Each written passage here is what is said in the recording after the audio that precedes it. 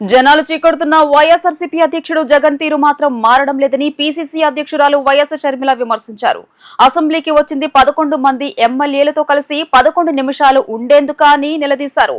ప్రజా సమస్యల కన్నా జగన్ కు ప్రతిపక్ష హోదానే ముఖ్యమా, సభ్యత్వాలు రద్దవుతాయనే భయంతో అటెండెన్స్ కోసం వచ్చారా అని ఆమె ప్రశ్నించారు. కూటమి ప్రభుత్వ వైఫల్యాలను ప్రశ్నించడానికి జగన్ కు ప్రతిపక్ష హోదానే కావాలా అని షర్మిల అన్నారు. ప్రజల శ్రేయస్సు కంటే పదవులే ముఖ్యమని అసెంబ్లీ సాక్షిగా నిరూపించుకున్నారని మండిపడ్డారు. వైఎస్ఆర్సీపీ సభ్యులకు పదవులు ముఖ్యం కాదు అనుకుంటే, ప్రజా సమస్యల మీద చిత్తశుద్ధి ఉంటే మంగళవారం నుంచి అసెంబ్లీకి వెళ్లాలని హితవు పలికారు. సభకు వెళ్లే దమ్ము లేకపోతే తక్షణం పదవులకు రాజీనామాలు చేయాలని పేర్కొన్నారు.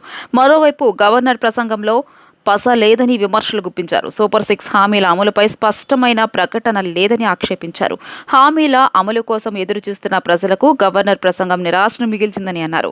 కొత్త సీసాలో పాత సారా అనే సామెత లెక్క కూటమి మేనిఫెస్టోనే గవర్నర్ చదివారు తప్పిస్తే కొత్త అంశాలు ఒక్కటి లేవని ఆమె మండిపడ్డారు.